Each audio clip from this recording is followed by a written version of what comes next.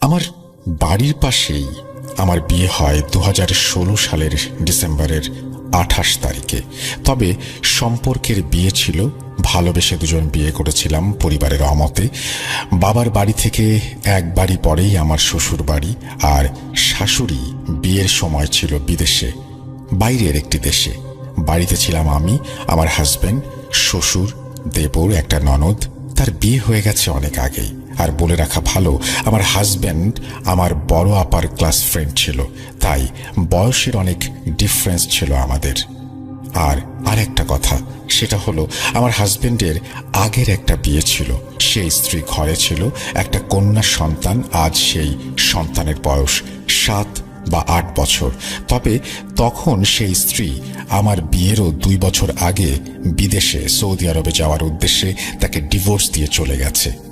তার সন্তানকে নিয়ে যায়নি, সেই সন্তান তার নানুর কাছে থাকে, অর্থাৎ রংপুরে। তাদের ডিভোর্স হয়ে গেলে 2 বছর পর আমার সাথে আমার হাজবেন্ডের বিয়ে হয়।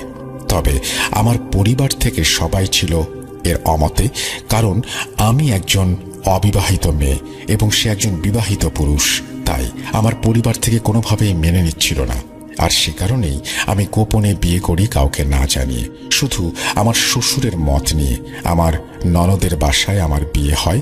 1.5 বছর ভালোই কাটল। হঠাৎ জীবনে কালো অধ্যায় নেমে আসলো 2018 সালে। আমার শাশুড়ি দেশে ফেরেন।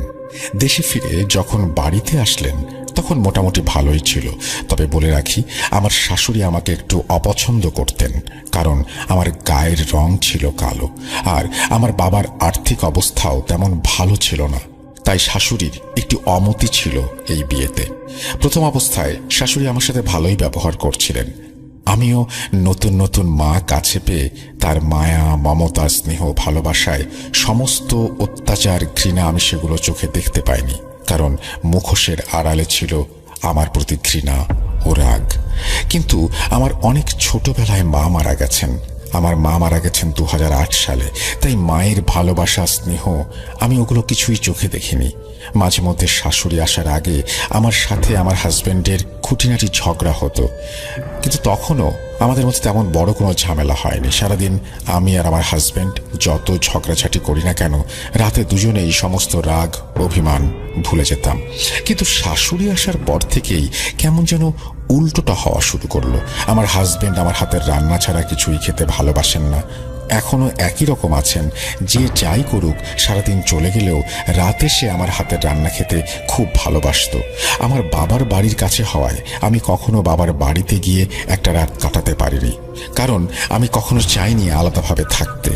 হঠাৎ একদিন আমার আর আমার হাজবেন্ডের বিরাট এক ঝগড়ার সৃষ্টি হয়, সামান্য কিছু নিয়ে। বলে রাখা ভালো, আমার হাজবেন্ডের প্রথম স্ত্রীর সাথে আমার শাশুড়ি, ননদ, দেবর তারা সবাই কথা বলতেন, যোগাযোগ করতেন নিয়মিত এবং সেখানে যেতেনও। কিন্তু আমার হাজবেন্ডকে আমি কখনোই দেখিনি তার সাথে কথা বলতে। যখন শাশুড়ি বাড়িতে আসে তার 15 থেকে 20 দিন পর থেকেই আমার হাজবেন্ড গোপনে সেই আগের স্ত্রীর সাথে যোগাযোগ শুরু করেন। আমি একদিন বুঝতে পারায় সে একটু অন্যমনস্ক হয়ে যায়। তবে আমি কিছুই বলতাম না। আমার সামনে বসে আমার শাশুড়ি তার আগের ছেলের বউয়ের সাথে কথা বলতো, তবে আমি ওটাতেও কিছু মনে করতাম না, কোনো প্রতিবাদ করিনি। তারপরেও আমার জীবনের সেই কালো অধ্যায় যখন শুরু হলো 2018 থেকে, আমার জীবনে শুধুই দুঃখ আর কষ্ট। আমি যেন বাবার বাড়ি থেকে 4-5 দিন ঘুরে আসি, এরকম একটা কথা আমার শাশুড়ি আমাকে বলতেন। কিন্তু আমার বাবার বাড়ি কাছে। আমি বলতাম যে আমি শুধু শুধু ও বাড়িতে কেন যাব, আমার ভালো লাগে না, আর আপনার ছেলেও পছন্দ করে না। আর এগুলো বলাতে মাঝে মাঝে আমার হাজবেন্ডের সাথে আমার ঝগড়াও হতো। একদিন ঝগড়ার পর আমি আমার বাবার বাড়ি চলে আসি। সারাদিন কেটে গেল। রাতে মনে করলাম যে হয়তো আমার হাজবেন্ড আসবে, তাই তার জন্য রান্না করে খাবার রুমে নিয়ে বসে আছি। কিন্তু রাত 12টা বাজে, সে আসে না। তারপর এভাবেই পুরো রাতটা কেটে গেল। মাঝে মধ্যে আমি তাকে ফোন দিয়েছিলাম, তবে তার ফোন বন্ধ পাচ্ছিলাম। তাই ভাবলাম সে হয়তো রাগ করে ফোন বন্ধ রেখেছে। আমি ফজরের নামাজ শেষ করে শ্বশুর বাড়িতে চলে আসি। এসে দেখি আমার হাজবেন্ড ঘুমিয়ে আছে, আর আমি সকালে প্রতিদিনের মতো বাসি কাজ করে রান্নার জন্য রান্নাঘরে গেলাম। এগোতেই দেখি শাশুড়ি উঠে বের হয়ে আসলো। শাশুড়ি বলল, কি হয়েছে, এত সকালে রান্না করছো কেন?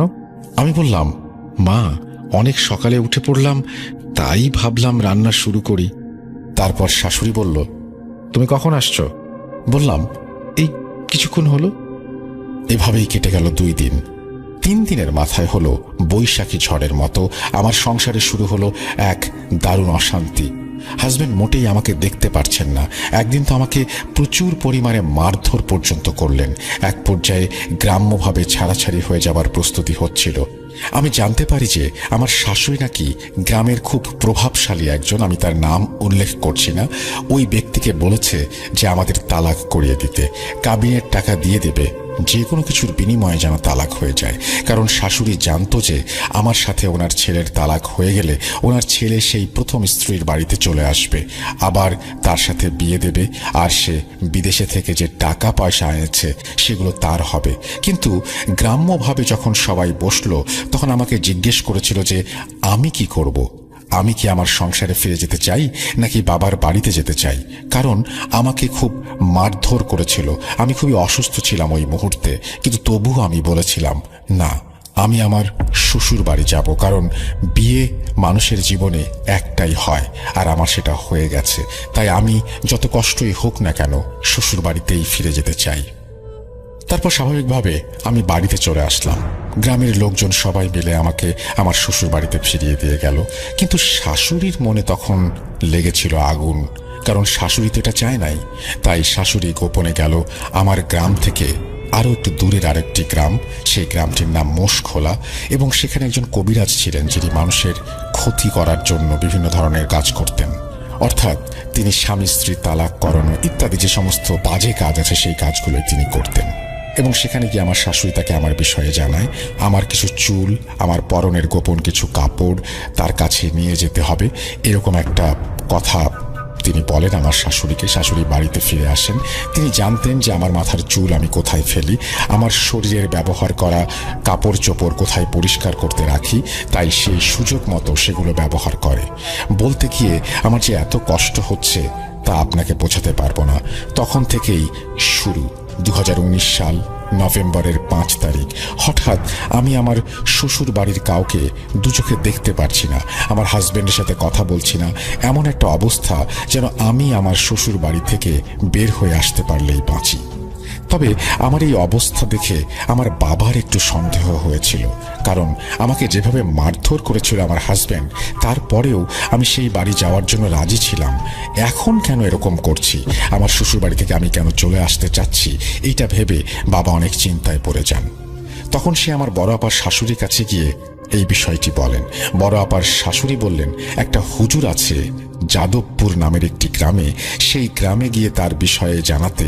এবং আমার বাবা একটু দেরি না করে সেই দিনই চলে গেলেন সেই হুজুরের কাছে। হুজুরের নাম ছিল শেখ মোহাম্মদ জহির উদ্দিন। হুজুর শুনে বলে দিলেন যে আমার ক্ষতি করা হয়েছে কালো জাদুর মাধ্যমে। ক্ষতিটা এমনভাবে করা হয়েছে যে আমি নিজের দোষেই আমার স্বামীকে তালাক দিয়ে যেন চলে আসি। এটা শোনার পর আমার বাবা বলল, আর কিছু করার নাই? হুজুর বললেন, হ্যাঁ আছে, আমি একটি তাবিজ দিয়ে দিচ্ছি। এই তাবিজটি তুমি তোমার মেয়েকে বাম হাতে পড়ে থাকতে বলবে। তাবিজটি যেন কোনোভাবেই সে তার শরীর থেকে না খোলে। দিনটি ছিল মঙ্গলবার। সেদিন আমার বাবা তাবিজ এনে আমার হাতে বেঁধে দিলেন। তারপর থেকে স্বাভাবিকভাবে আমি 1 সপ্তাহের মতো আমার শ্বশুর বাড়ি ছিলাম। 11 নভেম্বর হঠাৎ একদিন ঘুম থেকে উঠে আমি দেখি আমার হাতের তাবিজটা নেই। তাবিজটা খোঁজার জন্য ব্যাকুল হয়ে গেলাম।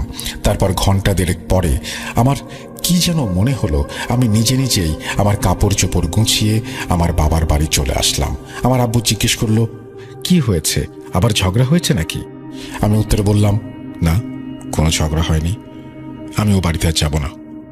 আর তখনই কাউকে কিছু না বলে আমি সোজা নড়াইলে গিয়ে একটা উকিলের মাধ্যমে আমার স্বামীকে তালাকের কাগজপত্র রেডি করতে বলি। আর তখনই আমার আব্বু কিভাবে যেন জানতে পারে আমি কোর্টে চলে এসেছি, এবং তিনি পেছনে পেছনে আসেন এবং উকিলকে রিকোয়েস্ট করেন যে এই ধরনের কোনো কাগজপত্র যেন তৈরি করা না হয়। বলে রাখা ভালো, গোপনে আমার আব্বু একটা ভুয়া তালাকের কাগজ তৈরি করিয়েছিলেন, আর সেটা আমার শ্বশুর বাড়িতে শো করিয়েছিলেন যাতে আমার শাশুড়ির আসল চেহারা আমি ধরতে পারি। তাই আমার আব্বু ওখান থেকে আমাকে নিয়ে বাসায় চলে আসে।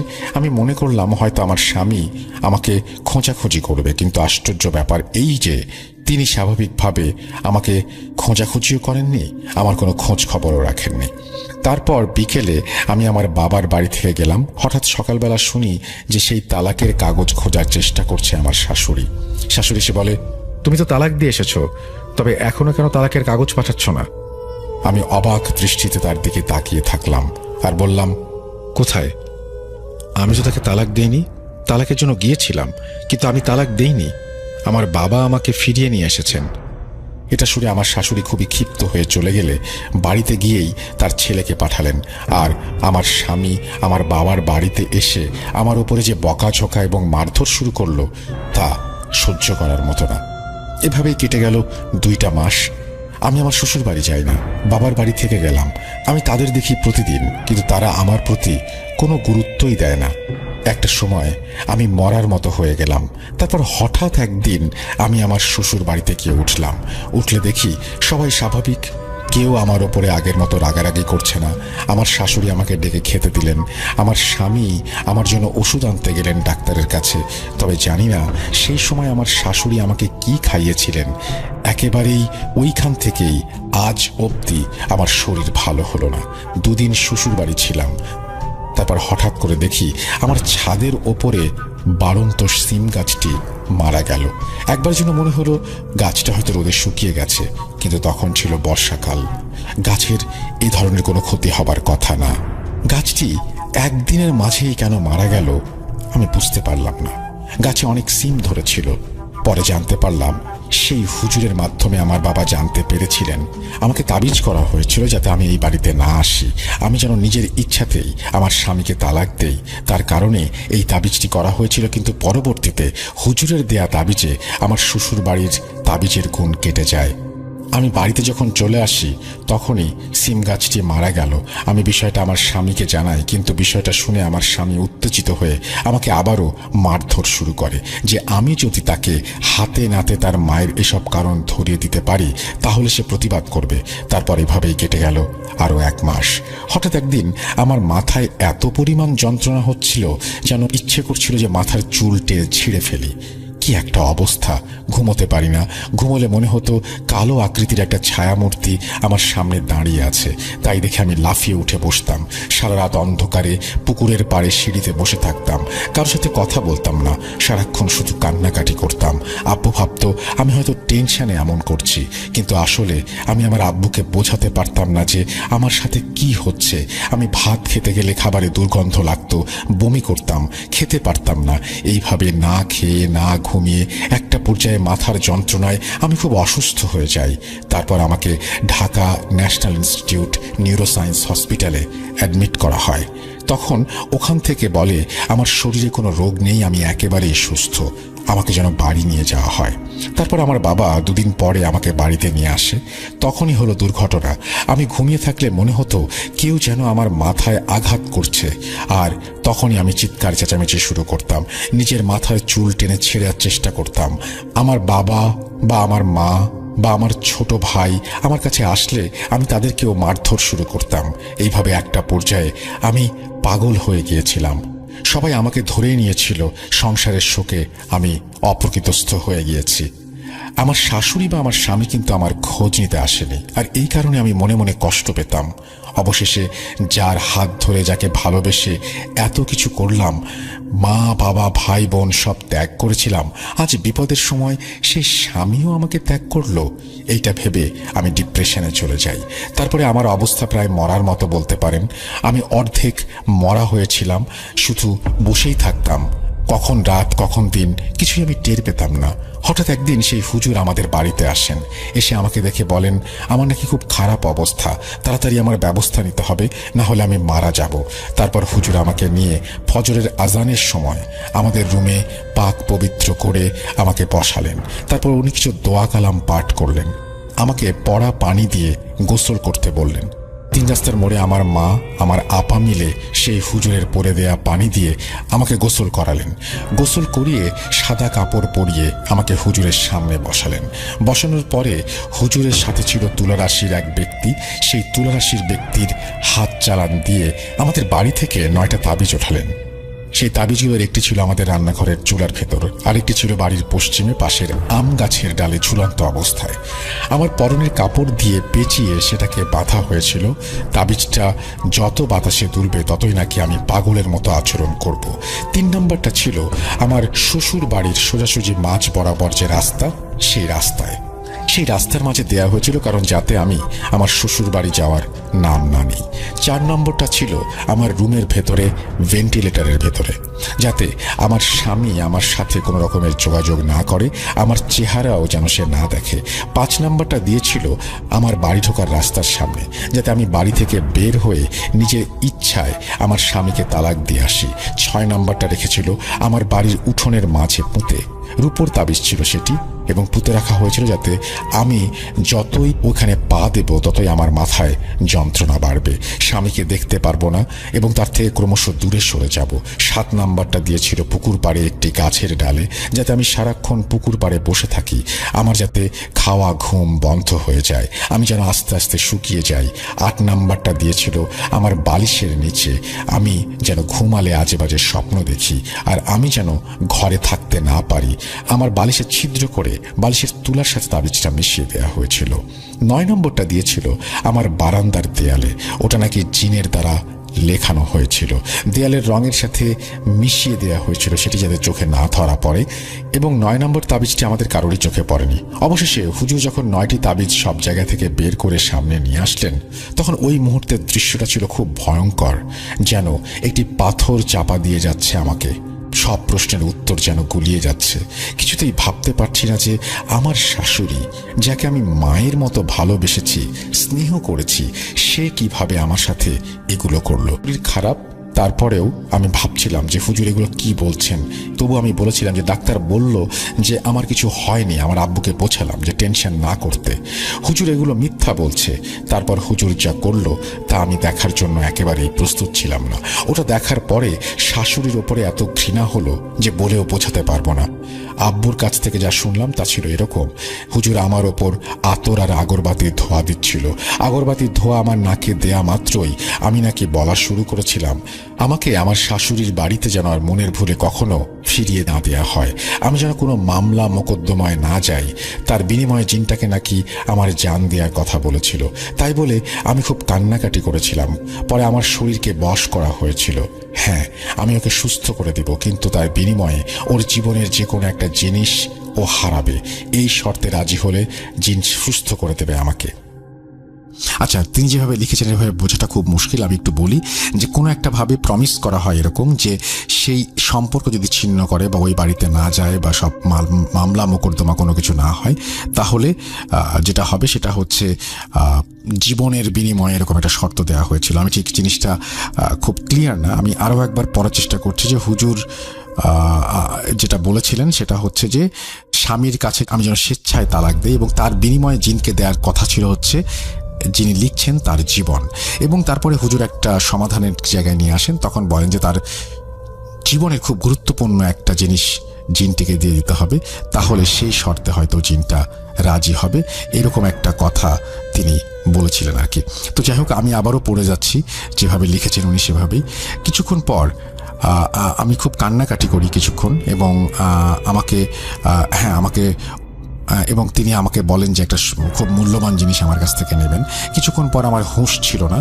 আমি আব্বুকে বললাম যে হ্যাঁ, আমি আমার আব্বু তখন বলেছিলেন যে আমার মেয়ের জন্য আমি সব কিছু করতে পারি, আমার মেয়ের জীবন যেন ভালো হয়ে যায়, সে যেন সুস্থ হয়ে ওঠে, কি চায় সে। তারপরে আমার কাছে যে জিনটি ছিল, সেই জিনটি যেটা চেয়েছিল সেটা হচ্ছে আমার চোখের দৃষ্টি সে নিয়ে যাবে, এবং 50-60 বছরের বৃদ্ধ যেমন চোখে ঝাপসা দেখে, আমি ওনাকে সেরকম ঝাপসা দেখব, এবং তার বিনিময়ে সে আমাকে সুস্থ করে দেবে। আর বাকি ঘটনা আমি আপনাকে বলতে পারবো না রাসেল ভাই, কারণ আমার জীবনে এত বড় একটা দৃশ্য আমি আজ পর্যন্ত ভুলতে পারি না। আমি ঘুমোতে পারি না, রাতে সেই দৃশ্যটা মনে পড়ে যায়। আজও আমি 19 সাল থেকে 22 সাল এই 2টা বছর আমি এখনো চোখে ভালো মতন দেখতে পাই না, আমি বই পড়তে পারি না, আমি নিজের নখ কাটতে পারি না, কারণ চোখে এতই সমস্যা। তবে অনেক বড় বড় ডাক্তার দেখিয়েছি, যেমন Dhaka Khamarbari Islamic eye hospital, Gopalganj Sheikh Rehana eye hospital, Khulna Bangladesh eye care hospital, এমনকি আমি ভারতের মাদ্রাজে গিয়েও আমার চোখের অপারেশন করাই। 6 লাখ টাকা সেখানে খরচ করে এসেছি, এখনো আমি চোখে দেখতে পাই না। খুব কষ্ট করে আপনাকে ভয়েসে টাইপ করে পাঠাচ্ছি, আমি খুবই দুঃখিত, আমি আসলে বুঝতে পারি, তাই জন্য লেখাগুলো এরকম লাগছিল। আমি এখন বুঝতে পারছি কেন আপনার লেখা মাঝে মাঝে একটু অন্যরকম হয়ে গেছে, কারণ আপনি ভয়েসের মাধ্যমে টাইপ করেছেন, সেই জন্যই আমার লেখাটা মাঝখানে মাঝখানে একটু ছাড়া ছাড়া লাগছিল। কিন্তু আমি খুবই আপনার প্রতি কৃতজ্ঞ যে আপনি এই ঘটনাটি আমাকে পাঠিয়েছেন, এবং আমি খুবই আপনার জন্য দোয়া করি এবং আপনি যেন সুস্থ হয়ে ওঠেন। যাই হোক, তিনি আমাকে এই ঘটনাটি জানিয়েছেন এবং তিনি তারপরে বলছেন যে ঘটনাটা জানালাম রাসেল ভাই, জানি না কতটা নিকৃষ্ট, নিচে নামলে মানুষ এমন কিছু করতে পারে। এখনও আমার শাশুড়ির জন্য দোয়া করি যেন আল্লাহ তাকে হেদায়েত দেন। ওই দিন থেকে আমার স্বামী অনেকটাই পরিবর্তিত হয়ে গেছে, সে এখন আমার খুবই যত্ন করে। এখন আমার শ্বশুর বাড়ি থেকে ঢাকাতে আমরা চলে এসেছি, স্বামী স্ত্রী দুজন মিলে ঢাকায় একটা বাসা ভাড়া করে থাকি। তবে আমার কোনো সন্তান নেই, জানি না এখনো কি আমার শাশুড়ি আমার জন্য বদদোয়া করেন কিনা। আমার কোনো সন্তান হয় না, আমি আল্লাহ তালার কাছে দোয়া করি আল্লাহ তালা যেন তাকে হেদায়েত করেন, এবং আমার আব্বু আম্মু ও পরিবারের অন্য সদস্যদের নামে মামলা করার জন্য উনি প্রস্তুতি নিয়েছিল, বা অনেক কিছু সাক্ষী জোগাড় করেছিল, আমাকে বশ করার চেষ্টা করেছিল। সেই দিনটাতে হুজুরকে জিজ্ঞেস করা হয়েছিল যে কার দ্বারা আমার এই ক্ষতি করা হয়েছে। সেই দিন হুজুর তার নামও বলেছিল, যার কাছে গিয়ে আমার শাশুড়ি আমার ক্ষতি করার সমস্ত ব্যবস্থা করে এসেছিলেন। আমি আল্লাহকে বিশ্বাস করি, আমি জানি একদিন হলেও আমার শাশুড়ি আমাকে মেনে নেবেন এবং আমাকে বুঝতে পারবেন, এবং আমি সেই বিশ্বাসেই এখনো বেঁচে আছি। এই কথা অলৌকিক নাকি অন্য কিছু জানি না, তবে ওই রাতটার কথা সারা জীবন মনে থাকবে। বছর 3 আগের ঘটনা। 250 বেড হাসপাতাল, খুলনা মেডিকেল কলেজ থেকে সোনাডাঙ্গার দিকে আসছিলাম বাইকে করে। পথিমধ্যে রওশনারা ক্লিনিকের কিছু আগে ঘটেছিল ঘটনাটি। বাইকের স্পিড 30 কিলোমিটার হবে হয়তো। আমি বাইক চালাচ্ছিলাম এবং পেছনে এক স্যার ছিল। আমরা কথা বলছিলাম আর বাইক চালাচ্ছিলাম। সন্ধ্যা 7টা কি 7:30টার দিকে হবে সময়টা। শীতের সময় রাস্তা প্রায় ফাঁকা বললেই চলে, চারিদিকে শুনশান আর কুয়াশার চাদর দিয়ে ঘেরা। অনেক দূরে দূরে একটা রোড লাইট টিপ টিপ করে জ্বলছে। কুয়াশার চাদর ভেদ করে কোনো মতে আলো রাস্তায় এসে পড়ছে। হঠাৎ করেই ডিভাইডারের ওপর থেকে একটি কুকুর লাফিয়ে পড়ল বাইকের সামনে। স্যারও বলে উঠল, কুকুর। আমিও দিব্যি দেখলাম একটি কুকুর লাফিয়েই পড়ল। আমি হাইড্রোলিক এবং পায়ের ব্রেক চেপে গাড়ি স্টপ করে দিলাম। পেছন থেকে স্যার হুমড়ি খেয়ে আমার উপরে পড়ল, আর হেলমেটের সাথে আঘাত লেগে তার চশমাটা ফেটে গেল। ভাগ্যিস পেছনে কোনো চলন্ত গাড়ি ছিল না, তাই বড় ধরনের কোনো দুর্ঘটনা হয়নি। আমি বাইক থেকে নেমে কুকুর খুঁজতে লাগলাম। কুকুর তো বাইকের সামনেই পড়ল, এবং আমি নিশ্চিত ছিলাম যে কুকুর হয়তো বড় ধরনের কোনো আঘাত পেয়েছে। কিন্তু আজব ব্যাপার, রাস্তার মাঝে বা আশেপাশে কোনো কুকুর নেই, আর কুকুরটা এমন জায়গায় লাফ দিয়ে পড়েছিল, শিওর ছিলাম যে কোনো আঘাত পেয়েছে। সো তাড়াতাড়ি উঠে দৌড়ে চলে যাব, সেরকম হওয়ারও কোনো সম্ভাবনা নেই। স্যারও কুকুরটাকে খুঁজতে লাগলো এবং জিজ্ঞাসু দৃষ্টিতে আমার দিকে তাকালো। হঠাৎ রাস্তার পাশে এক বৃদ্ধ বয়স্ক চাচার ডাক শুনতে পেলাম। আমাকে বলল, বাবা, কি খোঁজো? যা খোঁজো তা তো পাবে না। আমি বললাম, চাচা, একটা কুকুর লাফিয়ে পড়লো বাইকের সামনে, কিন্তু কি হলো বুঝতে পারলাম না কিছু। কুকুর গেল কই আর দেখতে পাচ্ছি না। বয়স্ক চাচা একটু মুচকে এসে বললেন, বাবা, ভাগ্যিস তোমার বড় ধরনের কোনো ক্ষতি হয়নি। তুমি আল্লাহর নাম করতে করতে বাড়ি যাও, বড় ধরনের ক্ষতির হাত থেকে বেঁচে গেছো। আমি হতভম্ব হয়ে কুকুর খুঁজতেই লাগলাম। চাচা বলল, তুমি কুকুর খুঁজেই পাবে না, ওটা কুকুর ছিল না। মাঝে মাঝে এমন অনেকেই এখানে অনেক কিছু দেখে। চাচার কথাবার্তা কেমন অদ্ভুত আর গম্ভীর লাগছিল, তাই আমি কথা না বাড়িয়ে বাইক স্টার্ট দিয়ে চলে আসলাম। কিন্তু ভয় মনের মধ্যে ঢুকে গেছে মারাত্মকভাবে। বাইক চালাতে পারছি না, হাত পা কাঁপছে, ভয়ের আভাস শিরা দিয়ে বয়ে চলেছে। শরীর দিয়ে এই শীতের রাতেও ঘাম ঝরছে। স্যার আমার অবস্থা বুঝতে পেরে নিজেকে সামলে আমাকে সাহস দিতে লাগলো, কিন্তু আমি নিজেও সেই বিশাল আকারের ভয় পেয়েছি। এরপর সৃষ্টিকর্তার নাম নিতে নিতে বাসায় পৌঁছালাম। ওই ঘটনার পর থেকে 1 সপ্তাহ বাইকে হাত দেয়নি। পরবর্তীতে যখনই রাতে বাইক চালাই মনে হয় এই বুঝি কুকুর লাফিয়ে পড়ল বাইকের সামনে। এই বলে মামা একটু থামলেন। তখন আমি জিজ্ঞেস করলাম, মামা এরকম ঘটনা ওই জায়গা থেকে আরো কারো সাথে হয়েছে কিনা? তখন মামা বললেন, ওইখানে এরকম ঘটনার শিকার আরো অনেকে হয়েছে। ঘটনার পরদিন এই অভিজ্ঞতা সম্পর্কে ফেসবুকে একটা পোস্ট করেছিলাম, সেখান থেকে এই ঘটনার সত্যতা পাই এবং আরো অনেকে এই অভিজ্ঞতার শিকার করেছেন বলে জানতে পারি। এখানে বলে রাখা ভালো, আমার মামা খুলনা ভিত্তিক অনলাইন বিজনেসের একটি গ্রুপের অ্যাডমিন। সেই সুবাদে অনেকে চেনেন জানেন এবং গ্রুপে পোস্ট করার মাধ্যমে সকলে এর সত্যতা সম্পর্কে জানান। অনেকে ওই জায়গায় এই অভিজ্ঞতার শিকার হয়েছে বলেও জানায়। ফেসবুকের এই পোস্ট সূত্রে জানতে পারি ওই জায়গায় একটা কবরস্থান রয়েছে। মাঝরাতে কিংবা সন্ধ্যা রাতে ওই রাস্তা দিয়ে গেলে অনেকের সাথে এরকম ঘটনা ঘটে। বিভিন্ন জন বিভিন্ন রকমের জন্তু, বিভিন্ন আকৃতির মানুষ দেখতে পায়। অনেকে আবার ছোট বাচ্চা হামাগুড়ি দিয়ে হেঁটে যাচ্ছে দেখতে পায়। মাঝে মাঝে দুর্ঘটনাও ঘটে। যারা বাইক চালায় বা গভীর রাতে গাড়ি চালায় তারা অনেকেই এমন ঘটনার সাক্ষী হন। তার জন্য কলেজে যাই।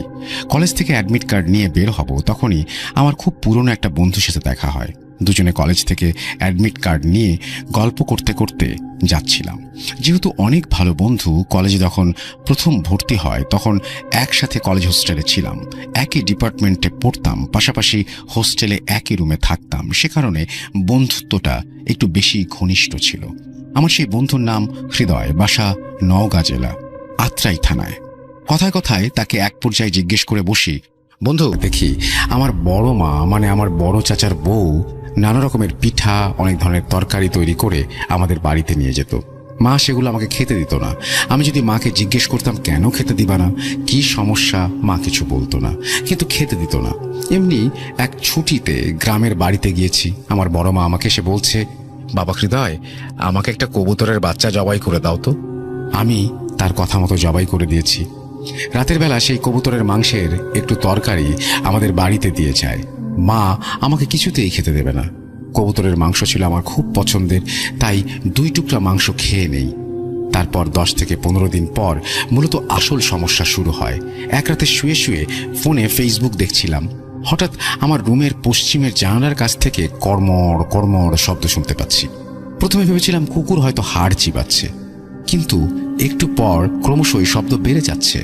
এক সময় জানালার কাছে গেলে বুঝতে পারি পশ্চিমের জানালা থেকে দক্ষিণের জানালায় কে যেন হেঁটে চলে গেল, এবং দক্ষিণের জানালা তো কেউ যেন দাঁড়িয়ে আছে, মহিলা বা পুরুষ, এবং মহিলা বা পুরুষ মিশ্রিত কর্কশ একটা কণ্ঠস্বর শুনতে পেলাম। শব্দ শুনতে পাচ্ছিস? শব্দ ঠিক এইভাবে কড়মড় করে হাড় চিবিয়ে খাবো। আমি প্রথমে ভেবেছিলাম কে হয়তো দুষ্টুমি করে আমাকে ভয় দেখাচ্ছে। সেদিন রাতে শুয়ে পড়ি, আর কোনো সমস্যা হয়নি। কিছুদিন পরে এক রাতে হঠাৎ বাথরুমে যাওয়ার জন্য রুম থেকে বের হয়েছি। বলে রাখা ভালো, আমাদের বাড়ির চারিদিকে প্রাচীর দিয়ে ঘেরা, বাথরুমও বাড়ির ভেতরে, কিন্তু বাড়ির আঙিনায় টিউবওয়েল। বাথরুম থেকে বের হয়ে হাত মুখ ধোয়ার জন্য যেই টিউবওয়েলের কাছে হাতল ধরেছি, তখন আমার চোখ ওপরে যায়। আমি যা দেখি কোনো মানুষ যেন তা না দেখে এবং দেখতে চাইবে না, কোনো মানুষ সেটি দেখার জন্য প্রস্তুত নয়। আমি দেখি একটি বিশাল কালো অবয়ব দাঁড়িয়ে আছে, তার এক পা বাথরুমের ছাদে, অন্য পা প্রাচীরের চালের ওপরে, এবং আশ্চর্যজনক বিষয় হলো তার চুলগুলো একবার মহিলাদের মতো কোমর পর্যন্ত নেমে আছে, পরক্ষণে আবার চুলগুলো ছোট পুরুষের মতো লাগছে, এবং তার চোখগুলো কেমন যেন গোলাকার এবং একটু মনে হচ্ছে জলজল করছে, এরকম তার চেহারা, এবং বিদঘুটে একটা আকৃতি তার। এটা দেখার পর আমার শির দ্বারা দিয়ে যেন হিমেল স্রোত বয়ে গেল। আমি এটা দেখে এক দৌড়ে ঘরে চলে গেলাম। আমি আগেই বলেছি কালো জাদু শিখতে গিয়েছিলাম, এইগুলোর সাথে কিছুটা হলেও পরিচিত, তাই খুব একটা আমলে নিয়েছিলাম না। পরদিন সকালে আর কোনো সমস্যা হলো না। সমস্যা শুরু হয় তার ঠিক কয়েকদিন পর। একদিন দুপুরে খাওয়ার শেষ করে কিছুক্ষণ বিশ্রাম নিয়ে প্রতিবেশী এক ভাইয়ের সাথে আমরা আত্রাই বাজারে গিয়েছিলাম। ভাইয়ের এবং আমার কম্পিউটারে কিছু অ্যাক্সেসরিজ কেনার জন্য। অ্যাক্সেসরিজ কিনে বের হয়ে ভাই আর আমি আখের রস খেয়ে বাড়ির উদ্দেশ্যে একটা ভ্যান নিয়ে রওনা দেই। বাড়ি আসার পথে একটা শ্মশান পড়ে, সেটা পার হয়ে আসতে হয়। শ্মশানের কাছে আসতেই ভ্যানটা অটোমেটিক বন্ধ হয়ে যায়। তখন মাত্র দুপুর গড়িয়ে বিকেল হয়েছে। ভ্যানটা ছিল ব্যাটারি চালিত। ভ্যানওয়ালা ভ্যান থেকে নেমে বলল, ভাই, ভ্যানের পিকআপ নষ্ট হয়ে গেছে, আর যাওয়া যাবে না, আপনারা অন্য একটা ভ্যান নিয়ে চলে যান। তখন ভ্যান থেকে নেমে হেঁটে আসার সময় মনে হলো আমাকে কে যেন কেউ মাটিতে ঠেসে ধরেছে, মনে হচ্ছে মাটির ভেতরে ঢুকিয়ে দেবে। আমার পা সামনের দিকে যাচ্ছে না, কোনো এক অদৃশ্য শক্তি আমার পা দুটোকে মাটির ভেতরে ঢুকিয়ে নেবার চেষ্টা করছে এবং আমি একটা টান অনুভব করছি। কোনো রকম বড় ভাইয়ের কাঁধ ধরে অনেক কষ্ট করে হিঁচড়ে পিছড়ে শ্মশান পার হতে না হতেই আমার পায়ের শক্তি ফিরে এলো। তখনও মাথাটা ঝিমঝিম করছিল। ভাবলাম চা খেলে যদি মাথার ঝিমঝিম ভাবটা কেটে যায়। তাই পাশের দোকানে বসে চা খেয়ে অন্য একটা ভ্যান নিয়ে বাসায় চলে আসি। বাসায় এসে রুমে ঢুকে শুয়ে পড়ি। কিছুক্ষণ পর আমার পুরো শরীরে ঝাঁকুনি দিয়ে জ্বর আসে এবং 3টা কম্বল নিয়ে শুয়ে থাকার পরেও যেন শীত কমছে না। ছোট বোন আমার রুমে আমাকে ডাকতে আসে এবং এই অবস্থা দেখে এক দৌড়ে মাকে ডেকে নিয়ে আসে এবং মা এসে আমাকে জিজ্ঞেস করলো কি হয়েছে। আবার বাবাকে গিয়ে বলে, দেখো তো ছেলেটা বাইরে থেকে উল্টাপাল্টা কিছু খেয়ে এসেছে নাকি। বাবা এসে আমাকে জিজ্ঞেস করে, কি খেয়েছিস? বাইরে গিয়ে আখের রস আর চা খেয়েছি। তখন বাবা চিন্তা করেন এইসব হওয়ার কারণ কি। তখন আমি বাবাকে আমার সাথে এতদিন ঘটে যাওয়া সব ঘটনা খুলে বলি। বাবা একটা হুজুরের কাছে নিয়ে যান আমাকে। হুজুর এসে আমাকে ঝাড়ফুঁক করে এবং একটা তাবিজ দিয়ে চলে যান। কিন্তু কয়েকদিন পর আমার অবস্থার একটু উন্নতি হয় না, বরং অবনতি হতে থাকে।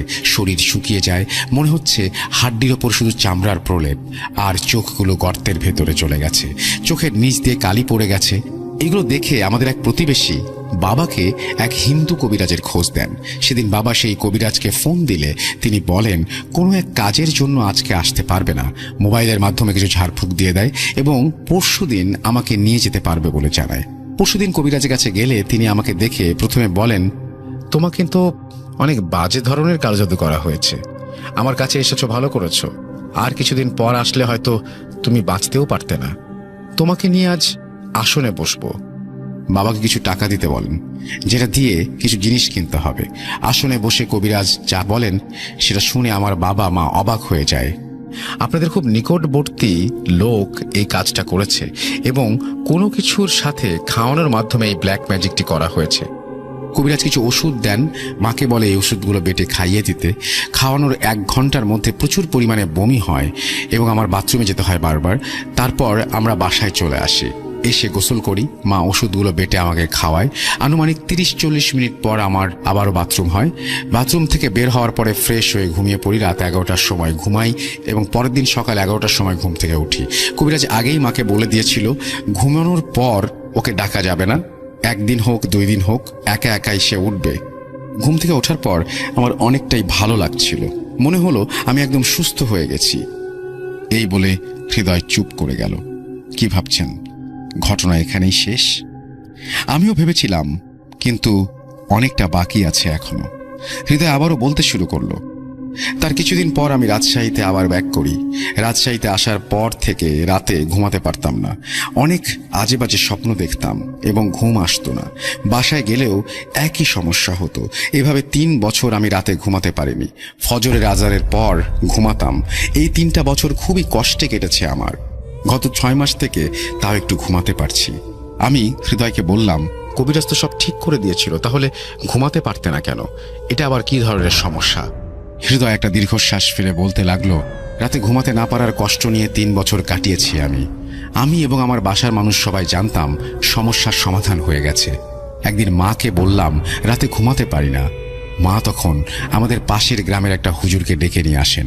হুজুর আসার পরে বাসায় ঢোকার সময় বলেন, এই ছেলের উপর ব্ল্যাক ম্যাজিক করা হয়েছে। খাবারের মাধ্যমে যে ব্ল্যাক ম্যাজিক করা হয়েছে, যে কবিরাজের কাছে গিয়েছিলেন ওই কবিরাজ শুধু খাবারের মাধ্যমে যেই ব্ল্যাক ম্যাজিক করা হয়েছিল সেটা পেট থেকে বের করতে পেরেছে, কিন্তু আপনাদের বাসায় আরো কয়েকটা সমস্যা আছে। এই বলে কবিরাজ আমাদের বাসায় টানা 21 দিন রিচুয়াল করেন এবং আমাদের বাসা থেকে 21 দিনে 5 রুম থেকে 5টা এবং প্রাচীর থেকে 1টা এবং বাথরুম থেকে 1টা, মোট 7টা তাবিজ সংগ্রহ করেন এবং তা নষ্ট করে দেন। পরে আমাকে একটা তাবিজ তৈরি করে দেন, বর্তমানে যেটা আমার হাতে বাঁধা আছে।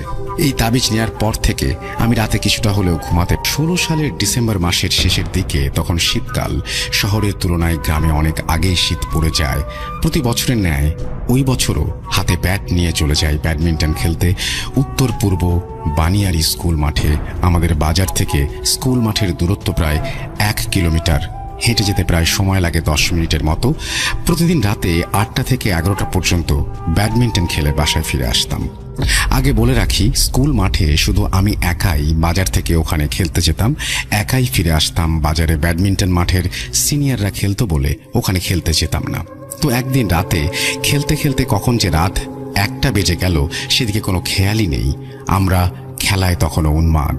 তো সবকিছু গোছাতে গোছাতে রওনা দিতে দিতে আমার রাত 1:30 বেজে গেল। স্কুল থেকে বাসায় যাওয়ার রাস্তার পাশ দিয়ে বয়ে গেছে নদী। মিডল পয়েন্ট অর্থাৎ মাঝ বরাবর আসলে দুই পাশ ঘিরে বিশাল বড় বাঁশঝাড়। বাঁশঝাড়ের বাগানটি এত বড় যে দিনের বেলায়ও রাস্তাটি অন্ধকারে পরিণত হয়। দেখতে এমন লাগতো যে প্রকৃতির অপরূপ ছায়া দাঁড়িয়ে আছে, কিন্তু কে জানতো যে এক রাতে এই প্রকৃতি আমাদের জীবনের কাল হয়ে দাঁড়াবে। তো বাঁশঝাড় পেরিয়ে সামনে কিছু দূর গেলেই বাজারে ঢুকতে হলে একটি কাঠের ব্রিজ পাড়ি দিতে হয়। ব্রিজটি যে নদীতে অবস্থিত, এই নদীটি বলেশ্বর নদী এবং এটি একটি ঐতিহাসিক নদী এবং এখন মরা নদী বলেশ্বর বলেই ডাকা ভালো। রাত 1:30টার দিকে রওনা দিলাম বাসায়। 10 মিনিটের রাস্তা। মোবাইলের টর্চ জ্বালিয়ে মিউজিক লাউড স্পিকার দিয়ে হাঁটছি। শীতের ঘন কুয়াশা, 5 থেকে 10 হাতের পরে আর কিছু দেখা যায় না। ঘুটঘুটে অন্ধকার আর ঘন কুয়াশায় একা হাঁটছি। হাঁটতে হাঁটতে যখনই বাঁশঝাড়ের কাছে আসলাম, অন্ধকার যেন তার প্রাণ ফিরে পেল। এত শীতের ভেতরে কোত্থেকে মৃদু গরম বাতাস আর কানে ফিসফিস করে শরীরে হাওয়া দিয়ে গেল। আর মনে হলো মাছ বাজারে আছি। মাছের এত পটকা গন্ধ নাকের ভেতরে আসছিল, যেন নাক বন্ধ করে ফেলি। হালকা টর্চের আলোয় হঠাৎ দেখতে পেলাম ডান পাশের বাগান দিয়ে 3টি মানুষের মতো অবয়ব আমার পাশ দিয়ে হেঁটে আমার সামনে এসে দাঁড়ালো। যা দেখতে পেলাম সেটা দেখার জন্য আমি মোটেও প্রস্তুত ছিলাম না। দেখলাম 3জন মানুষরূপী অবয়ব 2টি বিড়াল ও একটি কুকুরে পরিণত হলো। ওদের মুখগুলো দেখতে এমন দেখাচ্ছিল যেন অন্য গ্রহের কোনো প্রাণী, এবং হিংস্র এমন ভাব আমি জন্মেও দেখিনি। চোখগুলো যেন একদম রক্তলাল আর রাগান্বিত চোখে যেন আমার দিকে তাকিয়ে আছে। ঘন কুয়াশার আলোতে যেটুকু দেখেছি আমি ভয়ে শিউরে উঠেছি। এক পর্যায়ে ভয়ে পাশ দিয়ে হেঁটে যাব, তখনই আমাকে বাধা দিচ্ছে, যেন আমাকে সামনে দিয়ে যেতেই দিবে না। নিস্তব্ধ রাত আর ঝিঝি পোকার ডাক, এবং সেই চোখগুলো আমার দিকে তাকিয়ে আছে, সাথে সেই বিশ্রী গন্ধ আর দম আটকে ফেলা সেই অনুভব। কতক্ষণ সেখানে দাঁড়িয়েছিলাম নিজেও জানি না। এক হাত পাও নড়তে পারছিলাম না। এত ঠান্ডাতেও ঘেমে একাকার আমার শরীর। কেমন যেন আমার কাছে অন্যরকম লাগছিল এবং আমি আমার শরীরের সমস্ত নিয়ন্ত্রণ হারিয়ে ফেলছিলাম। চোখ বন্ধ করে শুধুমাত্র উপরওয়ালাকে স্মরণ করছিলাম, কারণ এতক্ষণে বুঝে গিয়েছিলাম যেটা আমার সাথে ঘটছে এটা স্বাভাবিক কিছু নয়। যেটুকু সূরা আয়াত মনে ছিল সেগুলো আমার মুখে আসছে না। আমি যেন বাক শক্তি হারিয়ে ফেলেছি। মনে মনে আল্লাহ বলে এক লাফে ওদের মাথার ওপর দিয়ে দৌড় দিলাম। কিছুক্ষণ যেতে না যেতেই আমার পা কাজ করছিল না। মনে হচ্ছিল পেছন থেকে কয়েকজন মিলে আমাকে টেনে ধরেছে। ভারী কণ্ঠে কয়েকজন কর্কশ গলায় যেন আওয়াজ করে বলছে, কেন আমাদের ঘুম ভাঙালি? এই কথা শোনার পরে আমি আর নিজেকে ধরে রাখতে পারছিলাম না। পেছন ফিরে দেখবো সেই সাহস নেই। ভয় যেন আমাকে চেপে বসেছে। প্রকৃতির এই অন্ধকারে নিজেকে খুব অসহায় বোধ করছিলাম। মুখে শুধু একটাই নাম, আল্লাহ আল্লাহ বলে চিৎকার করতে করতে দৌড়াচ্ছি। আর পেছন থেকে শুনতে পাচ্ছি গোঙানি আর বড় বড় নিঃশ্বাস, যেন 1000 বছর ধরে শিকার করেনি হিংস্র প্রাণী আমাকে শিকার করবে আজ। কতক্ষণ দৌড়েছি তা আমি জানি না। 10 মিনিটের পথ যেন শেষই হচ্ছে না। এদিকে দৌড়াতে দৌড়াতে কিসের সাথে যেন ধাক্কা খেয়ে রাস্তায় পড়ে গেলাম। উঠতে যাব, দেখি ডান পা মচকে গিয়েছে, ব্যথায় টনটন করছে। কোনোভাবে এক পায়ে দাঁড়িয়ে যেই না হাঁটা দেব, তখন আবারও কর্কশ গলায় কানে ফিসফিস করে কেউ বলছে, শেষ করে ফেলবো আজ তোকে। কি করব বুঝতে পারছি না। চিৎকারও দিতে পারছি না মুখ দিয়ে কোনো আওয়াজ বের করতে। ভয়ে শরীর শিউরে উঠছে। কোনোভাবে এক পা নিয়ে ল্যাং মেরে দৌড়াচ্ছি আর উপরওয়ালার কাছে প্রার্থনা করছি। কতক্ষণ দৌড়েছি জানি না, কত ঘন্টা দৌড়েছি জানি না। অবশেষে সেই কাঠের ব্রিজের দেখা পেলাম। ততক্ষণে আমার মনে কিছু স্বস্তির দেখা মিলল। ব্যথা পা নিয়ে আস্তে আস্তে ব্রিজ পাড়ি দিলাম। কিছু দূর যে হালকা আওয়াজ শুনতে পেলাম, সেই কর্কশ গলা, সেই কণ্ঠস্বর ফিসফিস করে আমাকে বলছে আমি নাকি আজকের জন্য বেঁচে গেছি। ব্রিজ পাড়ি দিয়ে বাজারের ভেতরে আসলাম। আস্তে করে ব্যথা পা নিয়ে আমি আর দৌড়াতে পারছিলাম না। বাজারে কুকুরগুলো আমাকে দেখে ঘেউ ঘেউ করে ডাকতে শুরু করলো। আমি এগুলো আর নিতে পারছিলাম না। কোনোভাবে বাড়ির দরজা পর্যন্ত গেলাম। মা জানতো সবসময় রাতে দেরি করে আসি, এই জন্য দরজা খোলা রাখতো। কোনোভাবে ঘরে ঢুকে দরজা লাগিয়ে ভয়ে না খেয়ে শুয়ে পড়লাম। তখন ঘড়িতে দেখি 4টা বেজে গেছে। শুয়ে শুয়ে চিন্তা করছিলাম, এটা আমার সাথে কি হলো, কেনই বা হলো। 2.5 ঘন্টা সময় ধরে আমি কোথায় ছিলাম? সেই 1:30 বাজে রওনা দিয়েছি। ভয়ে ভয়ে কোনো মতে রাতটুকু পার করলাম। সকালে কোনোভাবেই বিছানা থেকে উঠতে পারছিলাম না। ভীষণ জ্বর, পা মচকানো। বাড়িতে ডাক্তার নিয়ে আসা হলো, ব্যথার ইঞ্জেকশনও দেওয়া হলো, জ্বরের ঔষধ দেওয়া হলো। জানতে চাইলে আমি বলি, খেলতে গিয়ে পা মচকে গেছে। এরপর টানা 10 দিন 7টি ইঞ্জেকশন ও ওষুধ খাওয়ার পরে কিছুটা সুস্থ হলাম। ওই দিন রাতে কি হয়েছিল বিষয়টি আমি কাউকে জানাইনি। পরে আমাদের গ্রামের এক হুজুরের কাছে বিষয়টি খুলে বললাম। প্রসঙ্গত কারণে হুজুরের নামটি বলছি না। তিনি আমাকে জানালেন, ওরা অনেক পুরনো খারাপ জিন, তোমার কপাল ভালো যে তুমি বেঁচে ফিরেছ।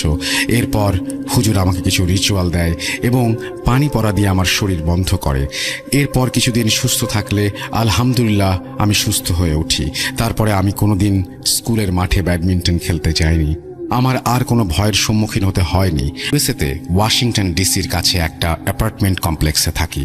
খুবই নর্মাল একটা এরিয়া, কিন্তু তেমন মানুষ নেই। অ্যাপার্টমেন্টটা রেন্ট নেওয়ার পর যেটা জানতে পারলাম, এই অ্যাপার্টমেন্ট বিল্ডিংয়ে কোনো টেনেন্ট 2-3 মাসের বেশি থাকে না। খুব ভালো ডিলে পেয়েছিলাম, তাই মনে অন্য চিন্তা আসেনি। রেন্ট নেয়ার 2-3 মাস পর আমার হাজব্যান্ড উইয়ার্ড বিহেভ শুরু করে। কথায় কথায় রেগে যেত, অনেক ঝগড়া করত এবং ঝগড়ার বিষয়গুলো খুব নর্মাল ছিল। খেয়াল করতাম সামটাইমস ওর চোখ অনেক লাল হয়ে যেত। আমি ব্যাপারটা প্যারানর্মাল মনে করিনি, কিন্তু একদিন আমি দেখতে পাই আমার হাজব্যান্ডের শ্যাডো নর্মাল না।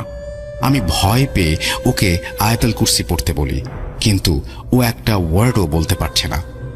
আমার লাইফে অনেক প্যারানর্মাল এক্সপিরিয়েন্স আছে, তাই বুঝলাম ও স্বাভাবিক না। সেদিন থেকে আমি রেগুলার দোয়া পড়া স্টার্ট করলাম। 11 বার সূরা নাস, সূরা ফালাক, 3 কুল আর আয়াতুল কুরসি। সেদিন রাতে আর কিছু হলো না। পরদিন সন্ধ্যায় আমার বাসার পেট অ্যানিমেলগুলো উইয়ার্ড আচরণ শুরু করলো। কেউ আমাদের বেডরুমে ঢুকতে চায় না। আমরা ভাবলাম কিছু হয়তো অসুবিধা লাগছে, না হলে আমার পোষা কুকুর হয়তো বিড়ালটাকে বিরক্ত করছে। দেখার জন্য আমি আমার হাজবেন্ড ঘুরে দেখলাম বেডরুমের ক্লোজেটের ডোর খোলা, যেটা কখনোই খোলা থাকে না।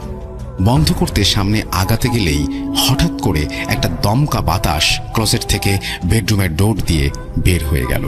আমার পোষা কুকুর অনেক ডাকাডাকি শুরু করলো, থামাতেই পারছি না। দোয়া পড়ে ঘুমাতে গেলাম। ওই দিন রাতে আমার আর ঘুম আসলো না। সেলফোনে দেখলাম ঠিক রাত 3টা। টাইম দেখার পর ঘুমের ঘোর একটু না একটু কাটতেই বুঝতে পারলাম আমার হাজবেন্ড ঘুমের মধ্যে কথা বলছে। আমি কিছু ওয়ার্ড বুঝতে পারছি, কিন্তু বাংলাতে না। গুগলে সার্চ দিয়ে দেখি ওয়ার্ডগুলো অ্যারাবিক, মিনিং আমার মনে নেই। এমন সময় চোখ গেল ক্লোজেটের দিকে, ডোর আবার খোলা। আমি আবার হাজবেন্ডের দিকে তাকালাম। এক সময় তার ঘুম ভেঙে গেল। উঠে জিজ্ঞেস করাতে বলল, কি স্বপ্ন দেখেছি মনে নেই। এর কিছুদিন পর রাতে কে যেন আমার গলা চেপে ধরে। আমার হুঁশ আসতে আমি দেখি আমার হাজবেন্ড জোর গলায় ডেকে আমাকে ঘুম থেকে জাগানোর চেষ্টা করছে, আর আমাদের পেট কুকুরগুলো অনেক জোরে জোরে ডাকছে। সেই ক্লোজেটের দিকে তাকিয়ে ক্লোজেটের দরজা আবারও খোলা। এভাবে আরো 2 রাত আমাদের ঘুম ভেঙে যেতে লাগলো। আমাদের কুকুরের ডাকাডাকিতে মূলত আমাদের ঘুম ভাঙতো। শুধু ক্লোজেটের দিকে তাকিয়ে তাকিয়ে তারা ডাকতো, যেন কিছু একটা আছে ওখানে। ক্লোজেটের দরজা কেউ না খুললে নিজে খুলে যাওয়া পসিবল না। সব জানালা বন্ধ, কোনো বাতাস নেই, আর সেটা স্লাইডিং ডোর। আমরা এরপর আমাদের প্যারেন্টসের সাথে কথা বললাম এবং সেই অনুযায়ী রাতে সূরা বাকারা টিভিতে চালিয়ে ঘুমাতে যাই। রিমোটটা নাইট স্ট্যান্ডে রাখা ছিল। মাঝরাতে ঘুম ভেঙে যায় আমাদের কুকুরের ডাকে। আমার হাজবেন্ড রুমের লাইট জ্বালিয়ে দেয়। কুকুরগুলো শান্ত হলো। দেখলাম ক্লোজেটের ডোর আবারও খোলা। টিভিতে সূরা বাকারা স্টপ হয়ে গেছে প্লে টাইমের মাঝখানে, আর অন্য আরেকটা সূরাও অন হয়ে গেছে। সূরা চেঞ্জ করলো কে? আমার হাজবেন্ড আর আমি বুঝতে পারছিলাম না কি করব। দেশে একজন হুজুরের সাথে কথা বললাম। নামাজ বাদ দিতে মানা করলেন তিনি, কোনো ওয়াক্ত যেন মিস না হয়, তাই করতে লাগলাম। এরপর তেমন ঝামেলা হলো না। আমরা এখনো ওই বাসাতে আছি। Story 2, white deer. এটা আমার হাজবেন্ডের সাথে ঘটে যাওয়া ঘটনা। যেখানে ঘটেছে সেই জায়গাতে গুগলে সার্চ করলে দেখতে পাবেন কত জনমানবহীন। ও তখন উবার চালাতো। একদিন রাতে কাজ শেষ করে বাসায় আসার সময় ওর গাড়ির সাথে কিছু একটা ধাক্কা খায়। সেই ডেন্ট এখনো আছে ওর গাড়িতে। ধাক্কা লাগার সময় ও শুধু বুঝতে পারে যে কিছু একটা বাড়ি খেলো গাড়ির সাথে। ওইখানে দুই পাশে ঘন জঙ্গল আর দুইটা লেনের রাস্তা, আর কখনোই রাশ টাইম ছাড়া দুই একটার বেশি গাড়ি সেখানে দেখা যায় না। বাড়ি লাগার পর চারিদিকে তাকিয়ে আমরা দেখতে লাগলাম। ও দেখলো আশেপাশে কোনো গাড়ি নেই, কোনো অ্যানিমেলও নেই, কিছু নেই। গাড়ির স্পিড ছিল 50 মাইল পার আওয়ার, বাংলাদেশের হিসাবে অলমোস্ট 100। এই স্পিডে কোনো অ্যানিমেল বাড়ি খেলে স্পট ডেট হয়ে যাওয়ার কথা, কিন্তু কিছু নেই। বাসায় এসে আমাকে ব্যাপারটা বলে। গাড়িটা যেভাবে ডেন্ট পড়ে গেছে তাতে অনেক বড় কিছুর সাথে ধাক্কা খেয়েছে বলেই মনে হচ্ছে, কিন্তু কিছুই দেখেনি। এর কয়েকদিন পর ও আবার একই রাস্তা দিয়ে যায়। আসার সময় অনেক বড় একটা হোয়াইট অ্যালবিনো হরিণ দেখতে পায়, কিন্তু এই এলাকায় এটা বিরল। হরিণটা একটু পর অন্ধকারে মিলিয়ে গেল। সার্চ করে জানতে পারলাম এই এলাকাতে রেড ইন্ডিয়ানরা নানান রকমের পূজা আর অনুষ্ঠান করত, আর সেই সাদা হরিণ তাদের বিশ্বাস মতে হলো পবিত্র আত্মা। অনেক রেড ইন্ডিয়ানকে এখানে নির্মমভাবে মেরে ফেলা হয়েছিল। অনেকেই এই হরিণ দেখতে পায়, কেন জানা নেই।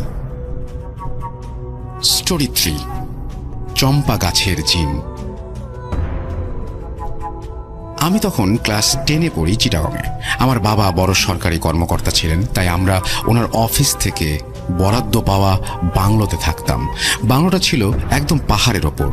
ওই পুরো এলাকাতেই প্যারানরমাল প্রবলেম ছিল। এখানে শুধু একটা বাংলোর এক্সপিরিয়েন্স বলছি। বাংলোটা শিফট হওয়ার পর দেখলাম রাতে ওই এলাকায় অনেক অন্ধকার হয়ে যায়, তাই বাংলোর চারিদিকে লাইট চালানো থাকতো। রাতে শিয়াল বারান্দায় ঘোরাঘুরি করত। পাহাড়ের ঢালে শিয়ালরা বাসা বেঁধে থাকতো। কোনো প্রবলেম হচ্ছিল না তেমন, ভালোই লাগতো। আমরা খেয়াল করলাম বাসার চারিদিকে মাটির শানকিতে সূরা লিখে ঘর বন্ধ করে রাখা আছে। একদিন বাসা রং করানোর জন্য মিস্ত্রি আসে। ওরা রং করার জন্য সেই মাটির শানকিগুলো খুলে ফেলে।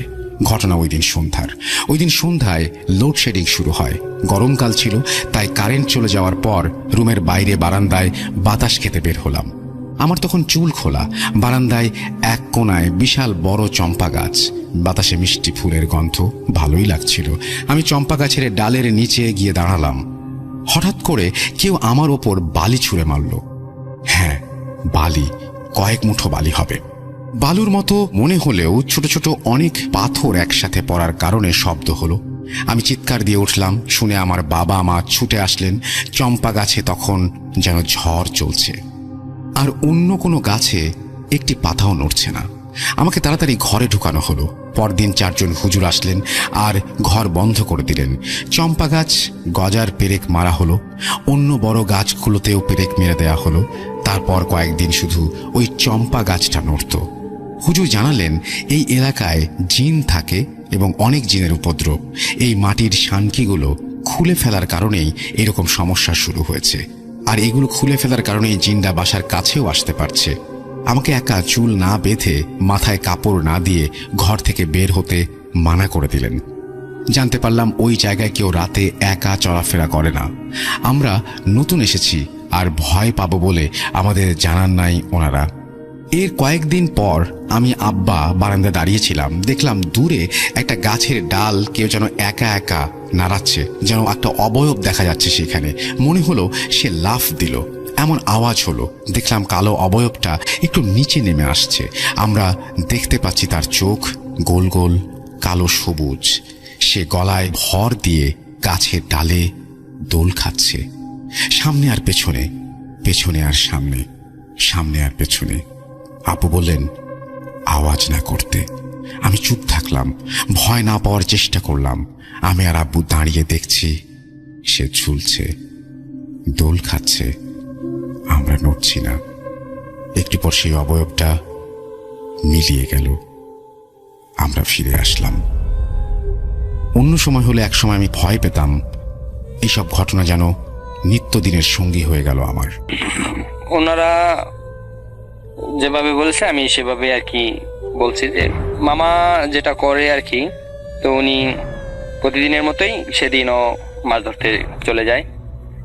তো মাছ ধরতে চলে যায় বলতে একটা চল আর হাতে একটা টর্চ লাইট এন্ড একটা বাজারের থলে যেটাতে মাছ রাখবে। তো এগুলো নিয়ে আর কি উনি গ্রামের পথে হাঁটা শুরু করলেন এবং গ্রামের পথের দু পাশেই পানি পর্বত। তো ওই পানিতে আর কি মাছগুলো দেখা যেত টর্চ লাইট মারার পর। তো সেখান থেকে আর কি মাছগুলো ধরতো।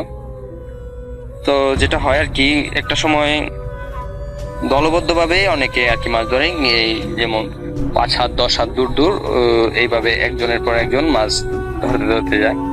তো আমার মামা আর কি এইভাবে হাঁটতে হাঁটতে গ্রামের প্রায় শেষ মাথা পর্যন্ত চলে আসে। তো মামা বেশ ভালোই মাছ পেয়েছিল। তো সেই দিনটা আকাশে চাঁদ ছিল। তো মামা যেটা ভাবলো যে রাস্তার ওই পাশে মানে রাস্তাটার মাঝখান দিয়ে আর কি রাসেল ভাই একটু খালি জায়গা যেখানে আর কি মাটি ছিল না, ওইটাকে আর কি আমাদের গ্রামের ওই নানাবাড়ি যে গ্রামটা ছিল ওইখানে আর কি পাঙ্গুন্তি নামে পরিচিত ওই জায়গাটার নাম। তো ওই জায়গাটাতে সচরাচর অনেকের সাথে অনেক ঘটনা ঘটেছে। তো ওই জায়গাটা পাস করতে গেলে আপনার মনে করেন 7 থেকে 8 হাত এতটুকু আর কি জায়গা গ্যাপ। তো ওইখানে পানি আছে, মানে আপনার গলা থেকে বুক পানি পর্যন্ত। তো আমার মামা যেটা করলো আর কি কাপড় চাপড় সব খুলে উনি ওই পাশে চলে গেলেন এবং ওই পাশে যাওয়ার পর মানে উনি এরকম একটা সিদ্ধান্ত নিয়ে গেলেন যে ওই পাশে তো কেউ যাবে না, তো আমি যদি যাই ওইদিকে রাস্তাতে বেশ ভালো মাছ পাওয়ার সম্ভাবনা আছে। তো যেটা হয় আর কি আমার মামা রাস্তার ওই পাশে চলে যাওয়ার পর উনি ওই দিকে গিয়ে টর্চ লাইট দিয়ে আর কি মাছ ধরছিলেন এবং ধরতে ধরতে বেশ খানিকটা সময় পার হয়ে যায় এবং উনি সেই মাছ ধরা জিনিসটা খেয়াল করছিলেন। তো ওনার সময়ের দিকে তেমন একটা খেয়াল ছিল না। তো উনি যেহেতু 9টা 9:30টার দিকে বের হয়েছিলেন, তো প্রায় 2-1.5 ঘন্টার মতো সময় পার হয়ে যায় এবং প্রায় 10টা বা 10:30 11টার মতো সময় হয়ে যায়।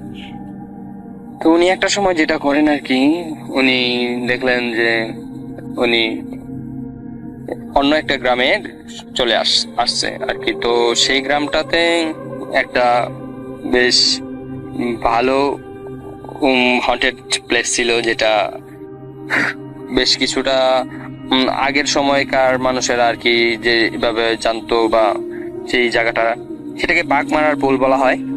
তো সেই বাঘমারার পুলে কাছাকাছি চলে আসে।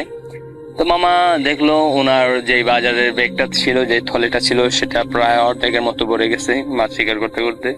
অনেক সময় ভালোই মাছ পেয়েছে, অনেক সময় যেহেতু মাছগুলো ধরছিল মামা। তো মামা যেটা করলো আর কি উনি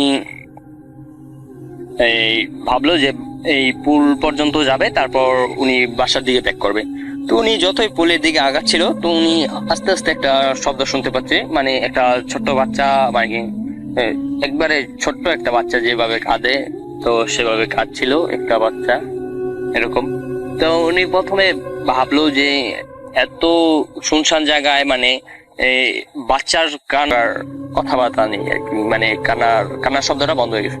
তো মামা এটা ভাবলেন যে আমি যেহেতু মানুষ, তো মানুষের সংস্পর্শে আসার সাথে সাথে হয়তো বা বাচ্চাটা বুঝতে পারছে, তো বাচ্চাটা এখন শান্ত হয়ে গেছে, কান্নাকাটি বন্ধ করেছে।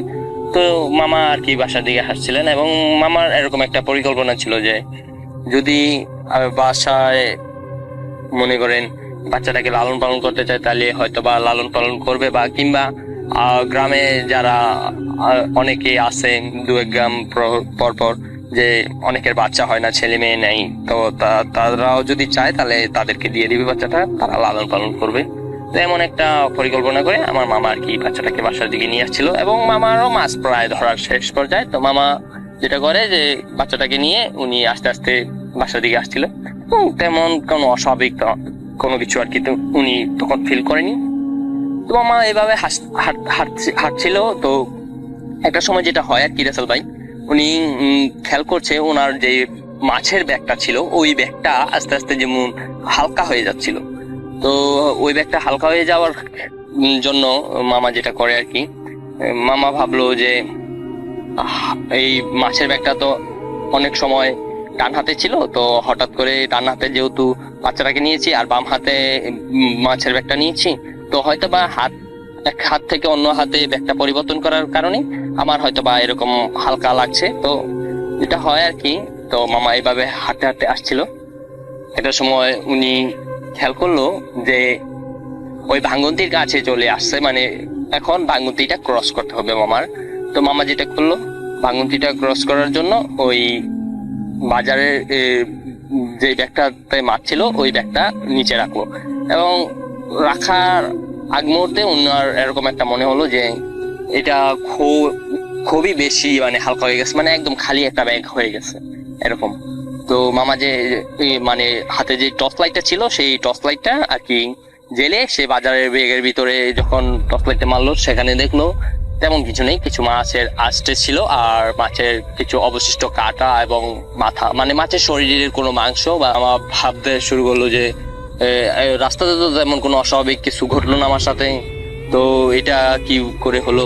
তো এই জিনিসটা ঘটার পর মামা যেটা করে আর কি, তো ওই বাচ্চার যেই থলেটা ছিল ওইটাও আর কি আরেক অন্য পাশে মাটিতে রাখে, মানে মামা প্রস্তুত হচ্ছিল যে ওই ভাঙ্গন্তিটা মানে ওই ফাঁকা জায়গাটা পার হয়ে তারপরে উনি ওনার গ্রামের রাস্তায় হাঁটা শুরু করবে।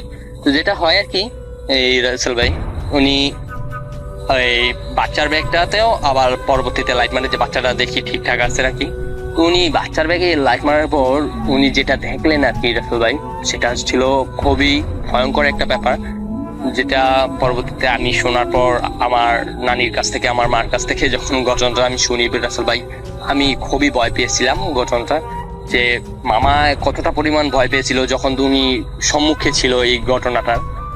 তো উনি যেটা দেখে আর কি রাসেল ভাই, সেটা হচ্ছে ওইখানে কোনো বাচ্চা ছিল না, একটা কুচকুচে কালো বেড়াল ছিল, স্বাভাবিক বেড়াল যেরকম থাকে ওই রকমেরই, কিন্তু ওই বেড়ালটার কোনো নাক ছিল না রাসেল ভাই।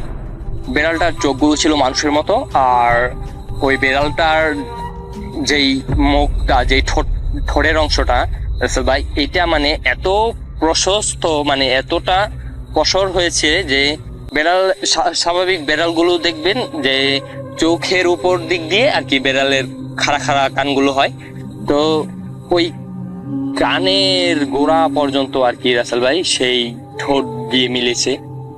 তো এটা দেখে আমার মামা খুবই ভয় পেয়ে যায়, এবং উনি যেটা করেন আর কি, হাতে থাকা যে জলটা ছিল ওই জলটা এবং হাতে থাকা লাইটটা এই দুটো নিয়ে কোনো রকমে পানিতে ঝাঁপ দেয়। তো ঝাঁপ দেওয়ার পর মামা আর কি, মানে মামা ওই পানিটা ক্রস করে আর কি গ্রামের রাস্তায় উঠবে, মোটা পরিকল্পনা ছিল। তো মামা পানিতে ঝাঁপ দেওয়ার পর যেটা হয় আর কি রাসেল ভাই, উনি মানে শরীরে একদমই শক্তি পাচ্ছিলেন না বলে এমনটা আর কি যেটা বলছে আর কি আমার মামা, যে উনি একদমই শরীরে কোনো প্রকার শক্তি পাচ্ছিলেন না। তো পরবর্তীতে যেটা আর কি আমি নিজে গেস করি যে হয়তো বা উনি যখন অতিমাত্রায় ভয় পেয়ে গেছেন, তো শরীরে মানে শক্তি বলটা ওই ভয়ের থেকে হারিয়ে ফেলেছেন। তো ওনার মানে এমন একটা মনে হচ্ছিল যে কোনো একটা অশরীর কিছু একটা ওনাকে এরকম ভাবে রেখেছে যে মানে উনি কোনোভাবে পানি থেকে উঠতে পারছিলেন না। তারপর একটা সময় উনি আস্তে আস্তে পানি থেকে উপরে ওঠে, এবং ওঠার পর সেই গ্রামের রাস্তা ধরে উনি ওনার বাড়ির দিকে দৌড় দেয়। তো দৌড় দেওয়ার সময় উনি যখন পানিতে সাঁতরে আসছিল, তো এই পানিতে সাঁতরে আসার সময় আর কি ওনার যেই টর্চ লাইটটা ছিল ওইটা আর কি পানি ঢুকে নষ্ট হয়ে গেছে, তো সেটা জ্বলছিল না। তো সেটা উনি পানি থেকে ওঠার পর সেই টর্চ লাইটটা ওইখানে ফেলে দেওয়ার পর উনি হাতে যে জলটা ছিল ওইটা হাতে নিয়ে আর কি ওনার বাসার দিকে দৌড় দেয়। তো বাসার দিকে দৌড় দেওয়ার পর একটা সময় উনি ওনার উঠানের কাছাকাছি চলে আসে, এবং মানে বাসার আঙিনাতে যখন প্রবেশ করে এখন দেখে উঠানের মাঝে সেই বেড়ালটা মানে স্পষ্ট, সেটা মানে সেটার যে মুখের ভিতরে যে সাদা দাঁতগুলো ওগুলো স্পষ্ট হচ্ছিল রাসেল ভাই, এবং সেই কালো বিড়ালটা উঠানের মাঝে বসে আছে, চাঁদের আলো স্পষ্ট মামা যেটা দেখলো আর কি। তো রাতের বেলায় দেখবেন বিড়ালের চোখগুলো কিন্তু চলচল করে। তো সেটা দেখার পর মামার হাতে যে চলটা ছিল, মানে ওই জিনটার পরিবার ছিল, তো ওরা নাকি ওই জিনটা যখন আপনার ছেলে এই চল দিয়ে মাছ মারার যে চলটা ছিল ওইটা দিয়ে হিট করার পর ওই জিনটা মারা যায়। তো যেটা হয় আর কি, ওই জলটা আর খুঁজে পাওয়া যায় না রাসেল ভাই। তো ওই মামা এই ঘটনার পরে মানে খুব আপসেট হয়ে যায় মামা আর কি, মানে খুবই আপসেট হয়ে যায় যে মানে ওনার ভিতরে এরকম একটা ভয়, মানে স্বাভাবিকভাবে যদি কেউ গিয়া মনে করেন ওনাকে পিছন থেকে ডাক দিত তো উনি চমকে যেত এবং ভয় থাকতো সব সময়। তো একটা সময় যেটা ওই হুজুর যেটা বলে আর কি, যে দেখেন ওই জিনের যে ফ্যামিলি আছে ওরা কিন্তু আপনার ছেলেকে ক্ষতি করার চেষ্টা করবে, কিন্তু আমাদের ধর্মে কিছু রীতি নেওয়া এরকম আছে, হয়তো বা বিয়ের পর আর কি জিনেরা আর কি তেমন একটা অসুবিধা করতে পারে না। তো যেহেতু আপনার ছেলে বিয়ের বয়সী, তো আপনার ছেলেকে বিবাহ দিয়ে দিন যত সম্ভব তাড়াতাড়ি। তো ওই হুজুরটা এরকম একটা সময় ধরে দিয়েছিল যে 4 মাসের ভিতরে যাতে আমার মামাকে বিয়ে দেওয়া হয়।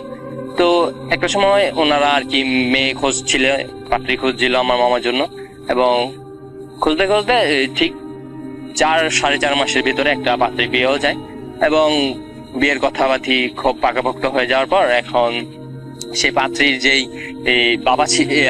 বাবা ছিল, তো উনি আর কি আমার নানাকে একটা গরু দেয় মানে বিয়ের আগেই, যে এই গরুটা আপনার নিয়ে যান, যখন আমার মেয়েকে বিয়ের পর আপনাদের বাসায় যাবে তখন আমার মেয়ে এই গরুটাকে লাভবান করবে, এরকম একটা কথা বলে আর কি দেওয়া হয়। তো 5 মাসের মাথায় যেটা হয় আর কি, সেই গরুটা মারা যায় এবং তার 3 থেকে 4 দিন পর আমার মামাও মারা যায়।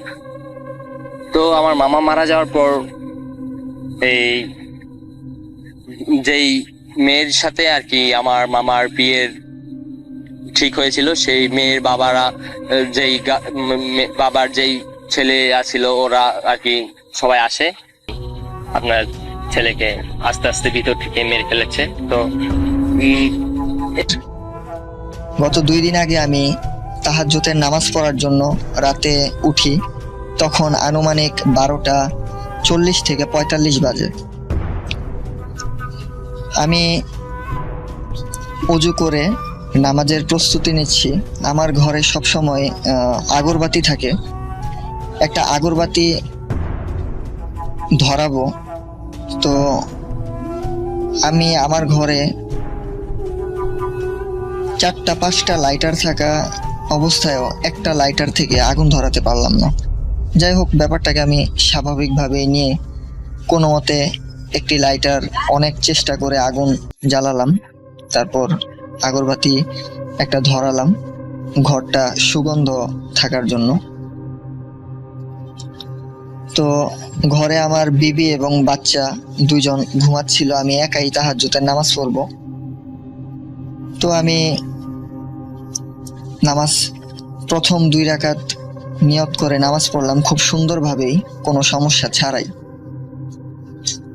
তো সালাম ফিরানোর পর 2য় রাকাতে আবার আমি নিয়ত করে যখন নামাজ শুরু করলাম, প্রথম সূরা পড়া অবস্থায় হঠাৎ করে আমার গেঞ্জিতে আমি একটা টান অনুভব করলাম। যেহেতু আমি গেঞ্জি পরা ছিলাম, আমার পিছন দিক থেকে গেঞ্জিতে এমনভাবে একটা টান অনুভব করলাম, আমি পিছন দিকে পড়ে যেতে নিয়েছিলাম, এমন অবস্থা আর কি। সাথে সাথে আমি ভয়ে আমার নামাজটা আর কন্টিনিউ করতে পারলাম না। পিছন দিকে আমি মুখ ঘুরিয়ে তাকিয়ে দেখি পিছনে কিছুই নেই। স্বাভাবিক, পিছনে কিছু থাকারও কথা না, কারণ আমি যেখানে নামাজ পড়ছিলাম আমার পিছনে ছিল আমার রুমের দরজা, সেটা লক করা ছিল, আর দেয়াল, তো সেখানে স্বাভাবিকভাবে কারো থাকার কথা না। কিন্তু টানটা এত জোরেই ছিল, যেহেতু আমি গেঞ্জি পরা ছিলাম, আমি খেয়াল করে দেখলাম গেঞ্জির মধ্যে 2টা আঙ্গুল, মনে হচ্ছে 2টা আঙ্গুল দিয়ে গেঞ্জিটা ধরে যে টান মারা হয়েছে, এই 2টা আঙ্গুলের একটা গোল একটা দাগ পড়ে গেছে এবং আমার গেঞ্জিটা পিছন দিক থেকে একটু লম্বা হয়ে গেছে। তো ভয়ে আমি নামাজটা আর পড়তে পারলাম না। আমি ঘরের বাতিটা জ্বালিয়ে আমার বিবিকে ডাক দিয়ে ঘুম থেকে উঠালাম। আমি তাকে বললাম যে একটু উঠো, আমি তাহাজ্জুদের নামাজ পড়ছিলাম, একটু সমস্যা হচ্ছে। সে ঘুম ঘুম চোখে আর উঠলো না, সে শুয়ে আছে। শোয়া অবস্থায় সে আমাকে বলতেছে, আচ্ছা তুমি নামাজ পড়ো, আমি জেগে আছি, সমস্যা নেই। তো আবার আমি পরেও আমি আরেকটা আতরের ঘ্রাণ পাচ্ছিলাম। আতরের ঘ্রাণটা এমনই ছিল যে আগরবাতির ঘ্রাণ এবং ওই আতরের ঘ্রাণ দুইটাকে আমি মানে আলাদা করতে পারছিলাম। মানে আতরের ঘ্রাণটা এত সুন্দরই ছিল, মানে এটা বলে বোঝানো যাবে না। আমি আগেও অনেকের কাছে শুনতাম যে তাহাজ্জুদ পড়া অবস্থায় ভয় পাইছে বা এই তাহাজ্জুদের নামাজ পড়তে গেলে ভয় পায় অনেকে। তো আমি ভাবতাম যে আমরা আশরাফুল মাকলুকাত, আমরা নামাজ পড়বো ওই টাইমে হয়তো বা আমাদের কোনো সমস্যা হবে না বা সমস্যা করতে পারে না বা পারবে না, আমি এটা ভাবতাম। আমি মনে করতাম হয়তো বা অনেকেই যেহেতু রাতে নামাজ পড়ে তো তারা স্বাভাবিকভাবেই মনে একটা ভয় তৈরি হয় যে রাতে একা একা নামাজ পড়তেছি বা তাহাজ্জুদের নামাজ পড়তেছি, ভয়ের কারণে অনেক কিছু মানুষ ফিল করে। কিন্তু এই ঘটনাটা আমার সাথে ঘটার পরে আমার মনে হলো যে না, এরকম কিছু ঘটতে পারে নামাজরত অবস্থায়। কিন্তু সত্যি কথা বলতে আমি সবসময় ভাবতাম নামাজ পড়া অবস্থায় জিন বলেন বা পরী বলেন, আমরা যেহেতু মুসলমান আমাদের জিন পরীতে বিশ্বাস থাকাটাই স্বাভাবিক, আমিও বিশ্বাস করি জিন আছে। কিন্তু নামাজরত অবস্থায় তারা এইভাবে ভয় দেখাতে পারে বা সমস্যা করবে আমি কখনো ভাবি নাই। যদি আমার সাথে না ঘটতো আমি হয়তোবা কারো কাছে এটা শুনলে মনে করতাম যে তারা হয়তোবা এটা এমনি বলছে বা এত রাতে নামাজ পড়ে দেখে তারা ভয় পায় বা কিছু একটা আমি মনে করে নিতাম। কিন্তু যেহেতু আমার সাথে ঘটছে সেহেতু আমি বুঝতে পারলাম যে এমন কিছু ঘটতে পারে। কিন্তু নামাজ পড়া অবস্থায় যে বা পরে আমি যেই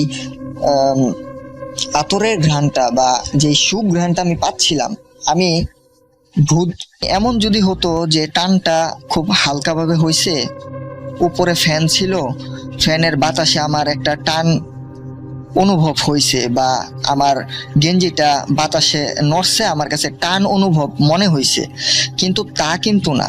টানটা এত জোরে আমি অনুভব করছি যে আমার গেঞ্জিটা পিছন দিক থেকে লম্বা হয়ে গেছে টান খেয়ে, এবং ওইটার মধ্যে স্পষ্ট দুইটা আঙুলের ছাপ বসা ছিল। আর যেহেতু আমার পিছনে আমার রুমের দরজাটা লক করা ছিল, সেখানে কেউ আসারও কথা না। আর স্বাভাবিকভাবে রাত 12টার পরে আমার বাড়িতে কেউ নাই যে কেউ আইসা আমার সাথে নামাজরত অবস্থায় আমার পিছন দিক থেকে দুষ্টামি করবে। হ্যাঁ, আমার ছোট বোন আছে, সে ঘুমাইতেছিল আমার বাবা মার সাথে, সে যে আইসা দুষ্টামি করবে এমনও না, এমনটা হতে পারে না যেহেতু আমার রুমের দরজাটা লক করা ছিল ভিতর থেকে। তো এই ঘটনাটা আমার সাথে ঘটলো গত 2 দিন আগে। গ্রাম থাকার কারণে অনেক জঙ্গল, তারপর আমাদের আপনি জানেন হয়তো নাটোর এলাকা হচ্ছে বিল এলাকা। তো আমাদের যখন আগের পুরাতন বাড়িটা ভেঙে নতুন বাড়ি করা হয়, তার পাশে একটা টিন শেডের একটা ঘর ছিল। তো নতুন বাসাতে আমরা বরাবর সবাই পার হয়ে আসি, বা টিন শেডের ঘরটা তখনও ভাঙা হয়নি। তো প্রথম 7-8 দিন বাসাতে পার হওয়ার পরে তেমন কোনো প্রবলেম ফেস করিনি। প্রবলেমটা শুরু হয় একদিন বাসাতে হঠাৎ করে রাত 2টা-3টার দিকে। তার আগে একটু বলে রাখা উচিত যে আমি যে ঘরটাতে থাকতাম, নতুন যে ঘরটাতে, তার 2 পাশে 2টা জানালা, পূর্ব দিকে জানালা আর হচ্ছে দক্ষিণ দিকে জানালা। তো 2 দিকে 2 জানালাতে 2টা কবর। একটা কবর হচ্ছে আমার দাদা আর দাদি শুয়ে আছে, আর এই পাশের কবরটা আমরা সবাই জানতাম কবর, বাট আসলে কার কবর এটা আইডেন্টিফাই করা পসিবল হয়নি। তো রাত 12টার দিকে আমার দাদা দাদি যে কবরটা আছে ওটার উপরে একটা আম গাছ আছে পাশে। তো ওইখান থেকে খেয়ে যেন মহিলা 12টা-12:30টার দিকে আধো ঘুম আধো জাগা আমার দরজার ওপাশ থেকে কেউ আমাকে ডাকছে। এখন আমি নিজের জ্ঞানে উঠছি না। আমি যখন আমাকে ডাকা হয়েছে তখন আমি জানতে পারছি ডাকছে, এরপর আমি আবার ঘুমিয়ে যাই। রাত 3টার দিকে আমি নিজেকে আবিষ্কার করি আমাদের যে টিনের ঘরটা আছে ওই ঘরের প্রচন্ড বৃষ্টি হচ্ছে, এর মধ্যে ওই ঘরের থেকে আমি আব্বু আমাকে ডাকছে, আমার মানে তখন মনে হচ্ছে যে আব্বা আমার ঘরের মধ্যে শুয়ে আছে, আমি প্রচন্ড জোরে চিৎকার করে ডাকছি, বাট তারা কেউ শুনতে পাচ্ছে না। আমি অনেক কষ্টে দরজা পর্যন্ত পৌঁছাই, আর আমাকে কেউ পেছন থেকে টানছে এমনটা মনে হচ্ছে। আমার তখন চোখ বন্ধ করে জোরে চিৎকার দিই, আর সে চিৎকারটা দিয়ে আমি আমার ঘুম থেকে উঠে দেখি কি আমার পুরো শরীর ভিজে গেছে কাদা পানি যুক্ত। তো এরপরে যথারীতি আব্বুকে যে ডাকছি, যে ঘুম থেকে তুলে বিষয়গুলো তারা দেখে নোটিস করছে যে আসলে একটা প্রবলেম হচ্ছে এখানে। তো পরবর্তী ওই দিনটা হচ্ছে আবার আব্বা আম্মু আমার সাথেই থাকে। তখন আমি ক্লাস 10-এ পড়ি, 2010 সালের। তো পরের দিন আব্বু আম্মু একটা হুজুর ডেকে নিয়ে আসে আমাদের পাশে, নিয়ে এসে বাড়ি বন্ধ করে দেয়। বন্ধ করে দেওয়ার পরে আমি যেদিন বাড়িটা বন্ধ করে দেওয়া হয়, আমি নিজে যে বিষয়গুলো করা হয়, যে আপনার রিচুয়াল করার পরে যে বাসাটা বন্ধ করা হয়, তো এরপরে যে বিষয়গুলো, যে ইনস্ট্রুমেন্ট গুলো থাকে, সেগুলো আমি নিজে প্ল্যান করেছি আমার বাসায় প্রত্যেকটা পয়েন্টে। তো পরের দিন রাত্রে জাস্ট একটাই বিষয় জানতে পেলাম যে বিষয়টা ভালো হলো না। আমাকে স্বপ্নে এসে কেউ বলছে যে বিষয়টা ভালো হলো না। তো তারপরে আরো ছোটখাটো অনেক ঘটনা আছে।